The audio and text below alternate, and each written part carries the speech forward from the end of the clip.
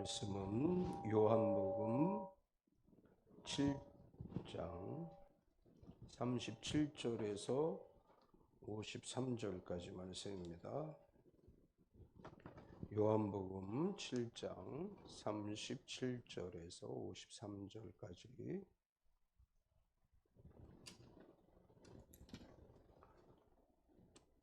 신약 성경, 제가 가지고 있는 성경은 157페이지입니다. 요한복음 7장 37절에서 52절까지 우리 천천히 같이 합독하겠습니다. 명절 끝날 곧 큰 날에 예수께서 서서 외쳐 이르시되 누구든지 목마르거든 내게로 와서 마시라. 나를 믿는 자는 성경의 이름같이 그 배에서 생수의 강이 흘러나오리라 하시니 이는 그를 믿는 자들이 받을 성령을 가리켜 말씀하신 것이라. 예수께서 아직 영광을 받지 않으셨으므로 성령이 아직 그들에게 계시지 아니하더라. 이 말씀을 들은 무리 중에서 어떤 사람은 이 사람이 참으로 그 선지자라 하며 어떤 사람은 그리스도라 하며 어떤 이들은 그리스도가 어찌 갈릴리에서 나오겠느냐. 성경에 이르기를 그리스도는 다윗의 씨로 또 다윗이 살던 마을 베들레헴에서 나오리라 하지 아니하였느냐 하며 예수로 말미암아 무리 중에서 쟁론이 되니 그 중에는 그를 잡고자 하는 자들도 있으나 손을 대는 자가 없었더라. 아랫사람들이 대제사장들과 바리새인들에게로 오니 그들이 묻되 어찌하여 잡아오지 아니하였느냐. 아랫사람들이 대답하되 그 사람이 말하는 것처럼 말한 사람은 이때까지 없었나이다 하니 바리새인들이 대답하되 너희도 미혹되었느냐. 당국자들이나 바리새인 중에 그를 믿는 자가 있느냐. 율법을 알지 못하는 이 무리는 저주를 받은 자로다. 그 중에 한 사람 곧 전에 예수께 왔던 니고데모가 그들에게 말하되 우리 율법은 사람의 말을 듣고 그 행한 것을 알기 전에 심판하느냐. 그들이 대답하여 이르되 너도 갈릴리에서 왔느냐. 찾아보라 갈릴리에서는 선지자가 나지 못하느니라 하였더라. 다 각각 집으로 돌아가고. 아멘. 지난주에 우리가 초막절에 예수님께서 예루살렘에서 말씀을 가르치시던 중에 예루살렘에 사는 어떤 사람은 예수님을 의심했고 어떤 사람들은 믿었고 어떤 사람들은 예수님을 잡으려고 했다. 이런 이야기를 나눴습니다. 오늘은 그 말씀이 계속 이어지는 말씀인데 예수님께서 이 초막절에 예루살렘에 올라가서 성전에서 말씀을 가르치시고 오늘은 명절 끝날에 있었던 일을 기록하고 있습니다. 예수님께서 이제 초막절이 돼서 예루살렘에서 말씀을 가르치셨고 예루살렘에 있던 유대 지도자들은 예수님을 잡기로 이미 결의를 하고 예수님을 잡으려고 했지만 많은 사람들이 예수님을 추종하는 관계로 예수님을 잡지 못했습니다. 예수님의 사역은 천국 복음을 전하시고 가르치시고 고치시고 예수님의 3대 사역을 우리가 이렇게 얘기합니다. 그런데 이 3대 사역을 통해서 어떤 사람들은 희망을 느끼고 은혜를 받고 축복을 받은 반면에 어떤 사람들은 예수님의 이러한 사역이 자신에게 위협적이 돼서 오히려 적대적인 감정을 품게 됩니다.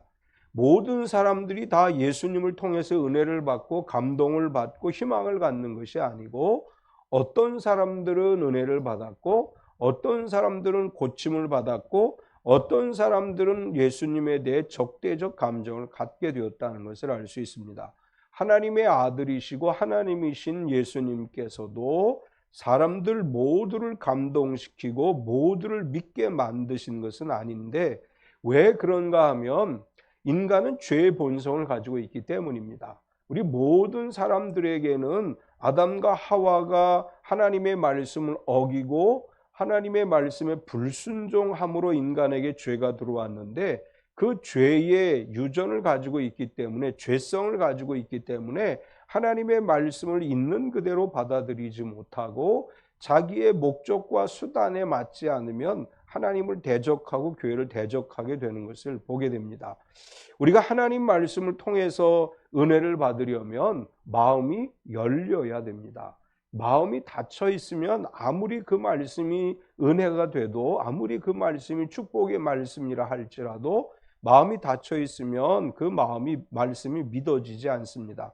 우리가 항상 기도하고 하나님께 간구해야 될 것은 우리의 마음이 열려서 하나님의 말씀이 내 마음밭에 뿌려지고 그것이 자라서 열매를 맺는 삶이 되게 해달라고 기도해야 됩니다. 우리가 성경을 읽을 때 항상 은혜가 되는 건 아니죠. 성경을 읽을 때 항상 은혜가 되지 않는 이유는 마음이 닫혀 있을 때 하나님의 말씀이 은혜가 되지 않습니다. 마음이 열려 있을 때에는 하나님의 말씀이 은혜가 돼요. 이제 그 하나님의 말씀을 들을 때도 취사 선택을 하죠. 듣기 좋은 말씀, 은혜가 되는 말씀 하면 아멘 그렇게 받는데, 뭐 야단치는 것 같고 그러면 마음 문을 탁 닫고 이렇게 될 때가 있어요. 그런데 정말 마음 문이 열리면 책망하는 말씀에서도 은혜가 돼요. 마음이 열리면 나를 향해서 책망하는 말씀을 듣는데 눈물이 나고 감동이 돼요. 그러니까 내가 어떤 마음이 되느냐에 따라서 말씀이 은혜가 되고, 말씀이 나에게 마치 힘들게 하는 무거운 짐처럼 느껴지는 것은 결국 마음이 열려 있냐 열려 있지 않느냐의 결과입니다. 항상 말씀에 대해 마음이 열려 있는 믿음이 되시기 바랍니다. 매일매일 성경 한 구절을 읽더라도 마음이 열려 있으면 그 말씀이 은혜가 되고 힘이 되는 거예요. 말씀이 내 마음이 열려 있지 않으면 말씀이 늘 나를 힘들게 하는 것처럼 느껴질 수 있습니다.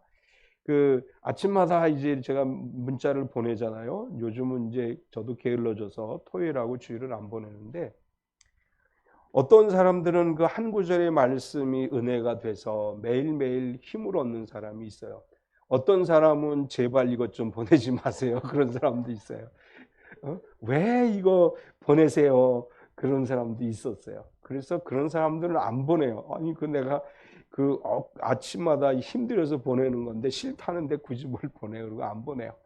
어떤 사람은 마지막 운명할 때 전화를 해요. 생전 보지도 못한 사람이 기도해 주세요. 병원에 찾아가서 임종 기도를 해주기도 해요. 어떤 사람은 또 말씀을 받고 이렇게 전화를 해요.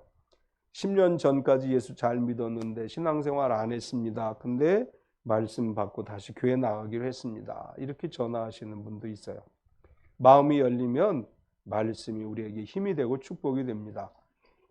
어떤 분이 어떤 목사님, 내가 아는 목사님이 카톡으로 아침마다 뭐 그림도 보내고 뭐 여러 좋은 글도 보내고 그래요. 그런데 그걸 다 좋아하는 게 아니더라고. 어떤 사람이 목사님 저기 아무개 목사님이 보내지 말라고 그러는데도 매일 보내요. 그렇게 나한테 얘기를 해요. 읽어보면 다 좋은 글인데 왜 그래? 그랬더니 바빠 죽겠는데 긴 글을 자꾸 보낸다고. 그래서 내가 그럼 대신 매일 아침마다 그 목사님에게 성경 구절을 보내봐. 그러면 그 목사님도 이거 쉬운 게 아니구나 그거 느낄 수도 있을지도 모르니까 보내봐. 내가 그랬는데 마음이 열리면 다 은혜가 돼요. 마음이 닫히면 다 짜증나요. 이번 한 주간 마음이 열려서 다 즐거운, 다 은혜가 되는 한 주간 되시기 바랍니다. 여러분 친구들도 이렇게 믿음 생활하는 사람도 카톡 좋은 글 보내주시는 분들 많죠? 여러분도 보내주고 받을 때 바쁜데 또 보냈어 그러지 말고 주시는 말씀 다 은혜 받고 살아가는 삶이 되시기 바랍니다. 오늘 이제 예수님께서 명절 마지막 날에 하신 말씀인데 이렇게 말씀하세요. 내게로 와서 마셔라. 오늘 이 제목으로 은혜를 나누려고 하는데, 첫 번째 우리가 발견할 수 있는 것은 내게로 와서 마셔라. 명절 기간 동안에 예루살렘에서 예수님과 관련해서 이제 이런저런 이야기들이 있긴 했지만 특별히 심각한 상황은 발생하지 않았습니다. 어느덧 명절 마지막 날이 됐습니다. 초막절은 전통적으로 일주일에 하루를 더해서 8일을 지켰다고 합니다. 이 초막절 기간에는 매우 특이한 이제 연례 행사가 있는데, 실로암 연못에서 물을 길어 가지고 행렬을 지어서 성전 문에 돌아와서 성전 앞에 물을 붓는 행사를 했어요. 이게 왜 이런 행사를 했느냐 하면, 이스라엘 백성들이 광야 생활을 할 때 물이 없어서 하나님을 원망할 때 반석에서 물을 나오게 하셨죠. 그거를 기념하는 행사라고 그래요. 초막절이라는 것이 두 가지 의미가 있습니다. 하나는 광야에서 천막을 치고 텐트를 치고 살았던 것을 기념하는 초막, 장막절이라고 하는 것과, 또 하나는 가을 거지를 끝내고 모든 거두어들인 과일과 곡식을 창고에 들인다 해서 수장절이라고도 불러요. 이 초막절은 일주일 동안 천막을 치고 살라고 명령하신 말씀이 있어서, 지금도 유대인들은 장막절이 되면 밖에 나가서 텐트를 치고 자거나 아파트 같은 경우에 베란다에 텐트를 치고 이 장막절을 지내기도 합니다. 이 장막절을 지내다 보니까 장막절 기간 동안에 그들에게 있어서 가장 기억에 남는 게 뭐냐 하면 무리바 사건이죠. 반석에서 물이 나온 사건이에요. 그래서 실로암 연못에서 물을 떠서 그걸 가지고 성전 문 앞까지 간대요. 그리고 거기서 그 물을 부어드리고, 물이 광야에서 우리 조상들이 물이 없어 하나님께 기도했는데 반석에서 물을 내셨다, 이제 이렇게 기념을 하는 이제 그런 행사를 했다고 합니다. 여기 명절 끝날, 곧 큰 날에 이렇게 표현한 것은 7일 동안 명절을 지내고 이제 8일에는 큰 축제를 열었던 것 같아요. 그래서 예수님께서 오늘 왜 누구든지 목마르거든 내게로 와서 마시라 이렇게 말씀하시고, 왜 마시라고 말씀했느냐 하면, 이 초막절 기간 동안에 생수를 들고 운반하기 때문에 목마른 사람들이 하나님 앞에 간구했을 때 물을 주셨다는 것을 염두에 두고 이 절기에 이 말씀을 하셨다는 거예요. 예수님께서는 내게로 와서 마시라고 하면서 누구든지 목마르거든 내게로 와서 마시라 이렇게 말씀하셨어요. 37절을 보면 명절 끝날 곧 큰 날에 예수께서 서서 외쳐 이르시되 누구든지 목마르거든 내게로 와서 마시라. 실로암에서 물을 길어서 성전으로 가져가는 것은 광야에서 물이 없어 하나님을 원망했더니 반석에서 물을 주신 걸 기념한다고 할 때 예수님은 그걸 기억하게 하시는 거예요. 너희 조상들이 광야에서 물이 없어서 하나님께 막 간절히 구했지, 그때 하나님이 반석에서 물을 주셨어. 마찬가지로 지금 너희들이 목마르거든 내게로 오라. 그러면 광야에서 마셨던 것과 같은 물을 너희에게 줄 것이다. 이제 이런 의미로 말씀을 하십니다. 우리 몸에 물이 없으면 살아가는 게 불가능하죠. 이제 뭐 가끔 재난 사고가 발생할 때가 있습니다. 뭐 지진이 일어나든지 건물이 이렇게 파괴가 돼서 사람들이 갇히는 상황이 오는데, 그런데 갇혔을 때 먹을 양식이 없는 것은 견딜 수 있지만 물이 없으면 사람이 견디지 못해요. 물은 일정 시간 동안 마시지 못하면 탈진하게 되고, 탈진이 지속되면 죽게 돼요. 생명을 잃게 돼요. 먹을 양식은 먹지 않아도 견딜 수 있는 시간이 충분하지만 물이 공급되지 않으면, 물을 섭취하지 않으면 우리 몸은 물 부족 상태로 인해서 결국 생명이 끝나게 됩니다. 이제 우리가 금식 기도를 할 때에도 먹는 건 먹지 않지만 물은 마셔요. 물론 어떤 분들은 완전한 금식을 하시는 분들이 있어. 물도 안 마시고 하시는 분들이 있는데, 이제 일반적으로 금식 그러면 먹을 것은 먹지 않되 물은 마시는 것을 일반적으로 금식이라고 그래요. 물도 안 마시면 한번 시험해보고 싶은 분은 해보셔도 돼요. 집에 가서 한 3일 동안 물도 안 마시고 버텨보세요. 그리고 정말 견딜만 하면 저한테 전화를 하세요. 목사님 3일 동안 물도 안 먹었는데 견딜만 한데요. 보통 일주일, 3일까지도 사실은 물을 안 마시고 견디는 건 어려워요. 대개 일주일이 넘어가면 힘들어요. 먹지 않고는 뭐 보름도 살 수 있고 그렇게 견딜 수 있는데, 어쨌거나 우리 몸의 70%가 수분으로 구성되어져 있기 때문에 물이 필요하죠. 우리 몸이 물을 필요로 하듯이 영적으로 목마른 사람들에게 너희는 내게로 오라. 예수님이 이렇게 말씀하십니다. 이 영적으로 목마름이 뭘까? 이제 우리가 목마름이라고 할 때, 영적 갈급함이라고 할 때, 영적 갈급함은 뭘까요? 마음이 공허하거나 왠지 모르게 힘들고 어려울 때, 왠지 모르고 고독하고 쓸쓸하고 외로울 때 영적 갈급함을 느끼는 거예요. 내가 잘 되는 것 같아. 다른 거 다 잘 되고 문제가 없는 것 같은데 마음 한편으로 아주 힘들게 짓눌리는 것 같은 상황은 영적 목마름 상태입니다. 영적 목마른 사람들에게 예수님 말씀하시는 거예요. 내게로 오라. 이사야 선지자를 통해서도 하나님이 말씀하셨죠. 이사야 55장 1절에 보면 오라 너희 목마른 자들아 물로 나오라 돈 없는 자도 오라 너희는 와서 사 먹되 돈 없이 값 없이 와서 포도주와 젖을 사라. 몸의 갈증을 느끼면 물을 찾듯이 우리 영혼의 갈증을 느낄 때 우리는 예수님을 찾아야 되고 말씀을 찾아야 됩니다. 영혼의 갈증을 느끼는데도 기도를 멈추고 영혼의 갈증을 느끼는데도 성경을 읽지 않는다면 우리의 영혼은 점점 더 피폐해지게 되는 것이고 목마른 자들아 내게로 와서 마시라. 그러면 그 배에서 생수의 강이 흘러나리라. 이렇게 말씀해요. 38절에 나를 믿는 자는 성경의 이름과 같이 그 배에서 생수의 강이 흘러나오리라 하시니 목마른 자들아 내게로 와서 마셔. 그러면 내가 주는 물을 먹으면 영원히 목마르지 않을 거야. 예수님이 이렇게 말씀하시는 거예요. 우리가 예수님에게 생수를 공급받는다고 하는 것은 믿는 것이라고 얘기해요. 나를 믿는 자는 이렇게 말해요. 우리가 어떻게 하는 것이 생수를 공급받는 비결이냐? 예수님을 믿는 것이죠. 예수님이 나의 구세주이심을 믿고 나에게 성령으로 세례를 주시고 나의 모든 질병을 고치시고 다시 오실 재림의 왕이심을 믿을 때 내 안에 영적 갈급함이 해결되어지고 내 안에 하나님의 말씀과 은혜가 채워지는 것입니다. 물을 한번 마시면 다시 목마르게 되죠. 사실은 이 정말 갈증이 심할 때 물을 먹으면 해갈이 되지만 또 목말라요. 금방 또 목말라요. 또 목마르고 또 목마르고.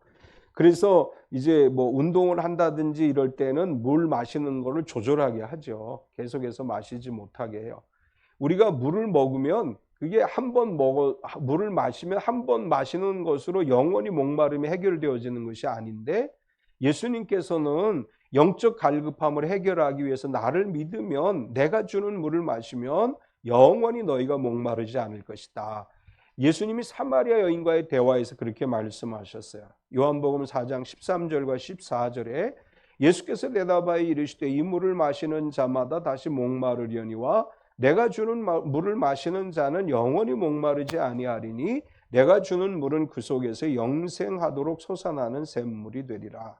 계속해서 물을 마시려고 하는 육체적 갈증이 아니라 예수 그리스도가 나의 구세주이심을 믿고 예수 그리스도 안에 살아가게 될 때 내 안에서 넘쳐나는 생명의 생수가 있어서 영혼의 갈증을 해소하게 된다. 이렇게 말씀하시면서 계속해서 예수님은 생수는 믿는 자들이 받을 성령을 말씀하신 것이다. 39절에 이는 그를 믿는 자들이 받을 성령을 가리켜 말씀하신 것이라. 예수께서 아직 영광을 받지 않으셨으므로 성령이 아직 그들에게 계시지 아니하시더라.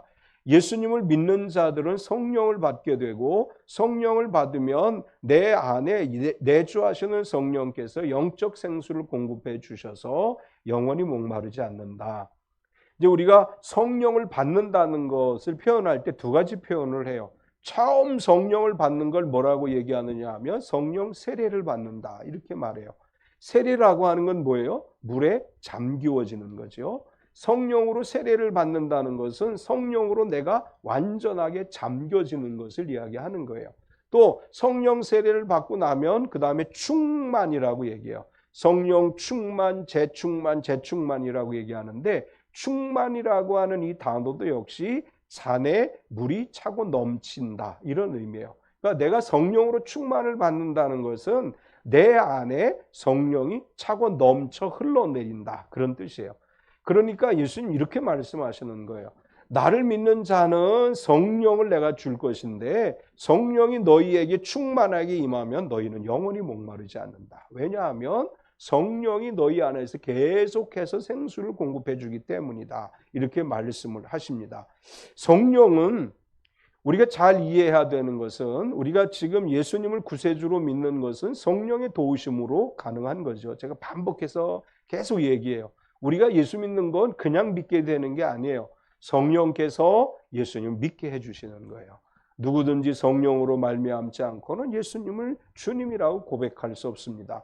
우리가 여기 와서 예배 드릴 수 있는 것은 성령이 우리를 예수님 믿게 하셨기 때문에 온 것이고 예수님을 믿는 사람들에게는 이제 성령 충만함을 부어주셔서 성령 안에서 매일매일 영적 갈급함을 충만하게 채워주신 은혜를 누리게 되는 것입니다.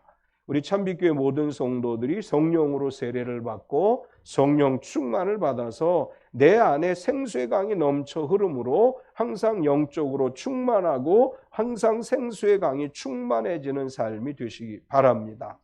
오늘 말씀에서 두 번째는 쟁론이 되었다. 쟁론, 목마른 자들아 내게로 와서 마시라 이렇게 말씀하시고 그로 인해서 예루살렘의 초막절을 지내기 위해서 모였던 사람들 중에 논쟁이 일어나게 되고 결국은 쟁론하게 됐다. 이렇게 이제 말씀을 하는데 이 쟁론에 대한 상황을 보면 어떤 사람들은 그리스도라고 했습니다. 40절과 41절에 이 말씀을 들은 무리 중에서 어떤 사람은 이 사람이 참으로 그 선지자라며 어떤 사람은 그리스도라며 어떤 이들은 그리스도가 어찌 갈릴리에서 나오겠느냐. 예수님을 말씀을 들었을 때 지난주에도 얘기했죠. 어떤 사람들은 예수님이 하신 사역을 보고 은혜를 받아요. 축복을 받아요. 감동을 받았어요. 오늘도 마찬가지예요. 어떤 사람들은 예수님의 말씀을 듣고 이분이야말로 그 선지자, 우리가 기다리던 그 선지자다. 또 어떤 사람들은 이분이야말로 우리가 기다리던 그리스도다. 여기서 그 선지자라고 하는 것은 신명기 18장 18절에 모세가 말한 이야기, 내가 그들의 형제 중에서 너와 같은 선지 하나를 그들을 위하여 일으키고 내 말을 그 입에 두리니 내가 그에게 명령하는 것을 그가 다 무리에게 말하리라. 하나님이 모세를 통해서 하신 말씀이에요. 모세 같은 선지자를 일으키겠다 신명기에서 말씀했는데 유대인들은 전통적으로 선지자, 모세와 같은 선지자가 오실 것이라고 기대했고 지금 그 선지자는 그 선지자를 얘기하는 거예요. 모세가 예언했던 그 선지자가 바로 이분이다 이렇게 얘기하고 또 어떤 사람들은 그리스도라고 하는데 전통적으로 유대인들은 모세가 말한 선지자는 곧 그리스도이시다라는 신앙을 가지고 있었어요. 그래서 그 선지자 또는 그리스도다 이렇게 표현하면서 이분이야말로 정말 오실 그리스도이시다 이렇게 믿는 사람들이 있었습니다. 그러나 또 다른 사람 중에는 그리스도가 어찌 갈릴리에서 나오겠느냐라고 인정하지 않아요. 41절 뒷부분과 42절에 보면 어떤 이들은 그리스도가 어찌 갈릴리에서 나오겠느냐 성경에 이르기를 그리스도는 다윗의 씨로 또 다윗이 살던 마을 베들레헴에서 나오리라 하지 아니하였느냐 하며 지난주에도 비슷한 이야기를 했죠. 예수님에 대해서 어찌 그가 그리스도냐 의심하는 사람들은 그리스도는 어디서 나오는지 모르는데 저 사람은 어디서 왔는지 우리가 안다 이런 표현을 했고 또 오늘 말씀에서는 그리스도는 베들레헴에서 나오시는데 저 사람은 갈릴리 나사렛에서 왔다. 그런데 어떻게 저 사람이 그리스도일 수 있느냐? 이렇게 비판했다고 하는 것입니다. 우리가 잘 아는 것처럼 예수님 베들레헴에서 태어나셨고 나사렛에서 자라셨습니다. 그러나 그 시대에 많은 사람들은 예수님을 나사렛 사람으로 알고 있었고 나사렛에서 어떻게 선한 것이 날 수 있고 나사렛에서 갈릴리에서 어떻게 그리스도가 올 수 있느냐 이렇게 예수님에 대해서 이제 정면으로 반박을 하는 것입니다. 이것은 예수님에 관한 정확한 정보를 모르면서 자신들이 알고 있는 것이 옳다고 생각하는 어리석은 사람들의 결론이죠. 이렇게 다른 견해를 가진 사람들이 쟁론이 되었다 이렇게 기록을 해요. 43절에 보면 예수로 말미암아 무리 중에서 쟁론이 되니 이 쟁론이라고 하는 단어는 갈라지다, 편을 나누다 그런 뜻이에요. 논쟁하다 이게 아니고 갈라지다 이런 뜻이에요. 어떤 사람들은 그리스도다 이렇게 이야기하는가 하면 어떤 사람들은 어떻게 그리스도가 갈릴리에서 나올 수 있느냐 이렇게 서로 막 논쟁을 하다가 편이 갈라졌다 그런 얘기예요. 우리가 신앙생활하면서 이제 겪는 어려움 중에 하나가 성령은 하나 되게 하신다 그랬는데 교회들이 자꾸 갈라져요. 이렇게 갈라지고 저렇게 갈라지고 사실은 이 갈라지는 이 원인을 보면 별로 중요한 거 아니에요. 그냥 뭐 교리적으로 조금 다르다고 갈라지고 생각이 다르다고 갈라지고 교회들이 막 갈라지죠. 이제 우리는 이렇게 생각해요. 아니 성령은 하나 되게 하시는데 왜 갈라져? 그런데 예수님을 믿기는 하지만 인간적인 자기 주장을 고집하게 되면 결국은 갈라지게 되는 게 인간들의 모습이에요. 바울과 바나바도 선교 여행을 하다가 갈라지죠. 마가 요한을 데리고 갈 것이냐 말 것이냐 이것 때문에 갈라져요.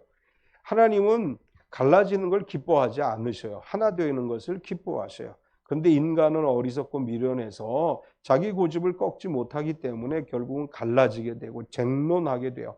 예루살렘에서 물론 신앙이 다른 사람들이죠. 어떤 사람들은 예수님 그리스도라고 믿고 어떤 사람들은 그리스도가 아니라고 믿기 때문에 쟁론, 갈라졌어요. 우리 갈라진 신앙보다 하나됨의 신앙이 되어야 될 줄 믿습니다. 이제 다행히 요즘은 이제 교회들이 교파가 달라도 하나 되기를 위해서 많이 힘써요. 감리교와 장로교가 성결교와 오순절 교회들이 하나 되기 위해서 많이 노력을 해요. 어제 6월 3일 이제 그 빌리 그레함 전도 50주년인가 60주년 기념대회 어제 크게 했는데 여러 교파가 함께 모여서 큰 행사를 했습니다. 우리 이제 시대가 점점 더 다원화되어지는 시대이기 때문에 다양한 주장을 가진 사람들이 다양한 생각을 가지고 있지만 그리스도 안에서 하나가 되고 한 믿음이 되고 하나의 교회를 이루어가는 것이 하나님께서 기뻐하시는 일인 줄 믿습니다. 세 번째는 그 사람처럼 말한 사람이 없다. 이제 아랫사람들이 그렇게 이야기해요. 견해 차이로 인해서 편을 나누게 된 와중에 예수님을 잡아오라는 대제사장과 바리새인들의 명을 받고 예수님을 잡으러 온 아랫사람들이 있었습니다. 상관들의 명령을 받고 예수님을 잡으러 왔지만 성경은 뭐라고 기록하느냐 하면 손을 대는 자가 없었다. 44절에 보면 그 중에 그를 잡고자 하는 자들도 있으나 손을 대는 자가 없었더라. 예수님에 대한 견해 차이로 논쟁이 일어나고 편이 갈라지지만 예수님을 잡아오라는 명령을 받은 사람들이 예수님을 잡으려는 시도를 하기는 했지만 손을 못 댔어요. 왜냐하면 예수님을 따르고 믿는 사람들이 워낙에 많았어요. 거기서 만약 예수님을 잡으면 어떤 상황이 발생할지 모르기 때문에 예수님을 잡으려고는 했지만 손을 대지는 못했습니다. 그리고 결국은 빈손으로 돌아가요. 예수님을 잡지 못하고. 그래서 이 아랫사람들이 상관들에게 가서 빈손으로 돌아가서 예수님을 잡아오지 못했습니다. 이렇게 얘기하니까 이 상관들이 아랫사람들에게 어찌하여 잡아오지 않았느냐 이렇게 책망을 해요. 45절을 보면 아랫사람들이 대제사장들과 바리새인들에게로 오니 그들이 묻되 어찌하여 잡아오지 아니하였느냐. 상관들은 아랫사람들에게 명령을 한 거예요. 너희는 가서 예수를 잡아가지고 와. 근데 아랫사람들은 명령을 지키지 못했어요.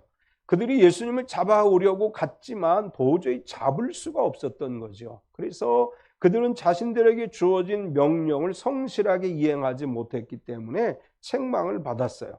그러자 아랫사람들이 왜 못 잡아가지고 왔냐 이렇게 이야기하니까 이렇게 대답해요. 그 사람이 말하는 것처럼 말한 사람은 이때까지 없었나이다.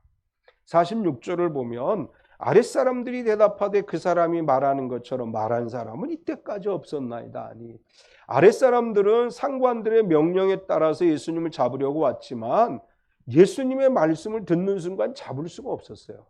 이 아랫사람들은 어떤 사람들이었을까요? 예루살렘 성전에서 대제사장과 바리새인과 서기관들을 돕는 사람들이었을 거예요. 그 사람들은 대제사장에게 말씀을 배운 사람들이고 바리새인들에게 말씀을 들은 사람들이에요. 예루살렘에서 끊임없이 성경을 듣고 끊임없이 제사장들과 바리새인들, 랍비들에게 말씀의 가르침을 받았지만 예수님의 말씀을 듣는 순간 그들이 놀란 거예요. 한 번도 이런 이야기를 들어본 적이 없다.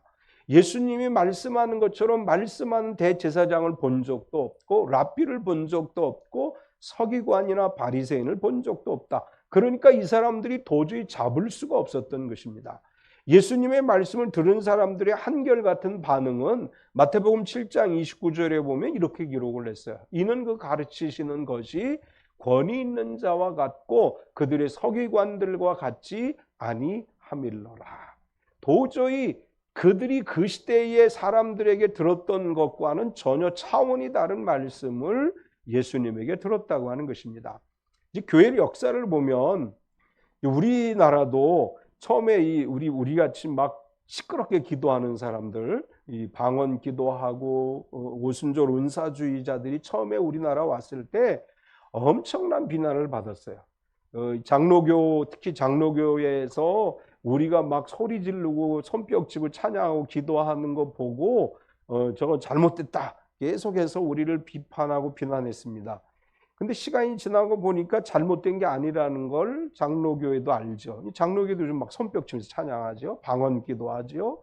또 큰 소리로 통성 기도해요. 처음에는 자기들의 율법적인 관점이 맞다고 생각하지만 시간이 지나면서 정말 어떤 것이 하나님의 역사인가를 사람들이 알기 시작하는 거죠. 요즘은 장로교회는 시끄러워지고 오순절교회는 조용해지고 있어요. 장로교회가 더 뜨거워지고 있어요. 오순절 교회들은 점점 조용해지고 있어요. 다시 막 이 뜨거움이 회복돼야 되는데 이제 정말 이 아랫사람들이 깨달은 건 뭐예요? 자신들이 지금까지 경험해 보지 못했던 말씀을 들었다는 거예요. 우리가 성령 체험을 한다는 것은 바로 그런 의미가 있어요. 성령 충만을 받아서 성령 체험을 하게 되면 이전까지 경험해 보지 못했던 새로운 세계를 발견하게 되고 영적인 세계를 깨닫게 됩니다. 이제 어쨌든 그렇게 자기의 의무를 다하지 못한 이 아랫사람들에게 대제사장과 바리새인들이 화를 내요. 47절에서 49절까지를 보면 바리새인들이 대답하되 너희도 미혹되었느냐? 당국자들이나 바리새인 중에 그를 믿는 자가 있느냐? 율법을 알지 못하는 이 무리는 저주를 받은 자로다. 예수님이 하신 말씀과 같은 말씀을 들어본 적도 없습니다. 은혜 받았습니다. 이렇게 얘기하니까 화를 내는 거예요. 이 나쁜 놈들. 어디서 이런 소리를 하느냐? 막 화를 내고 야단을 치면서 당국자들, 사내들인 공회원들이나 바리새인들이나 제사장 중에 예수를 믿는 사람 하나도 없다. 이렇게 야단을 치고 율법을 알지 못하는 무리들은 저주를 받는 자들이다. 이렇게 저주의 말을 합니다. 그런데 사내들인 공회원 중에 이때도 예수님을 믿는 사람들이 있었죠. 니고데모라고 하는 분이 3장에서 예수님을 찾아왔다가 예수님을 믿게 돼요. 그가 이렇게 얘기하죠. 우리 율법은 사람의 말을 듣고 그 행한 것을 알기 전에 심판하느냐? 예수님을 왜 변론해 봅니다. 그러나 소용이 없고 그렇게 초막절이 끝나고 사람들이 집으로 돌아갔다. 이렇게 7장이 끝을 맺고 있습니다.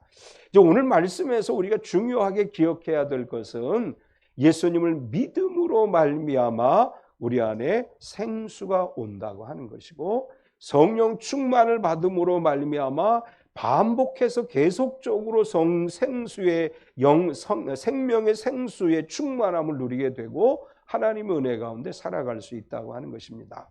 세상살이 힘들죠. 요즘 너무 힘든 세상을 살아가고 있어요.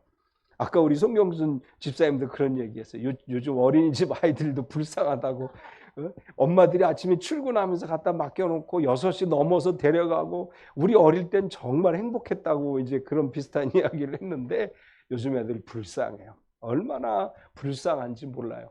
저녁에 밤 기도를 끝나고 집으로 가면 학원 차들이 그냥 쫙 애들 태우고 사실 이 사고 위험도 좀 많아요. 이 학원 차들이 워낙 많이 서 있어가지고 또 학원차 말고도 자가용들도 굉장히 많은 자가용들이 서서 아이들을 데리고 가는 걸 봐요. 우리 어릴 때 그런 거 없었는데 우리 어릴 때 우리 그렇게 힘들게 세상을 안 사는 것 같은데 요즘은 애들도 세상 사는 게 힘들어요. 꼬맹이들까지도 힘든 세상이에요. 지금 우리에게 필요한 게 뭐예요? 성령이에요. 성령이 우리에게 필요할 때입니다. 힘든 아이들도 성령의 인도함을 받아야 돼요. 힘들어하는 아이들도 성령 충만함을 경험하고 성령의 임재하심 속에 살아갈 때 힘든 일들, 이 힘든 상황들을 극복하고 하나님의 은혜를 누릴 수 있습니다. 오늘 삼위일체 주일, 오전에 삼위일체 주일에 대해서 오늘 말씀을 나눴는데 성부, 성자, 성령 하나님이 우리 가운데 늘 함께 하실 때 성령으로 말미암아 생수의 강이 넘쳐 흐르게 되고 우리 안에 계신 예수 그리스도의 이름으로 치유함을 받게 될 것이고 우리 앞서가시며 우리의 길을 인도하시는 하나님으로 인해 우리가 복된 삶을 살아가게 될 줄 믿습니다.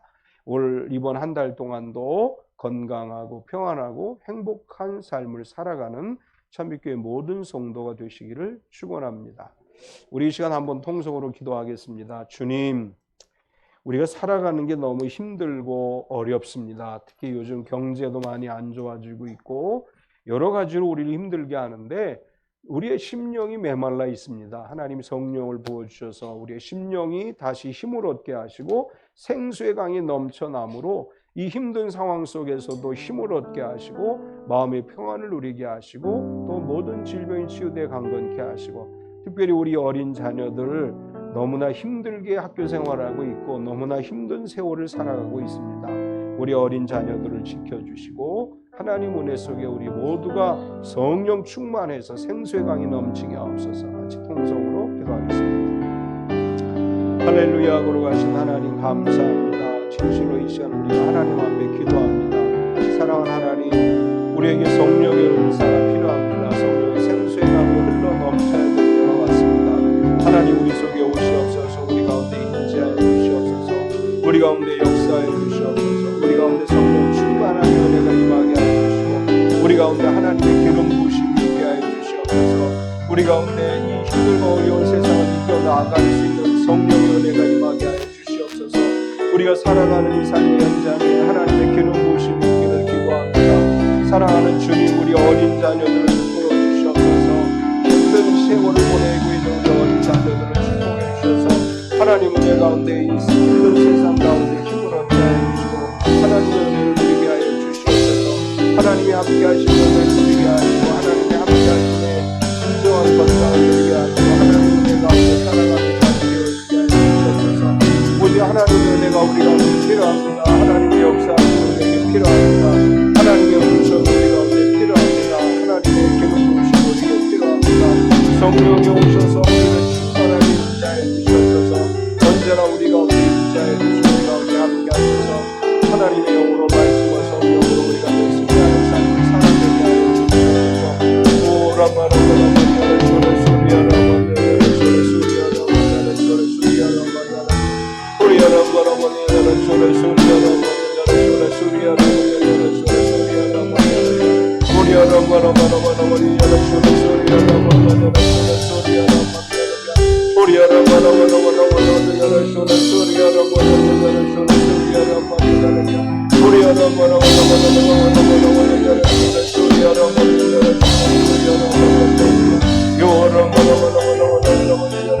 소리야라마라마라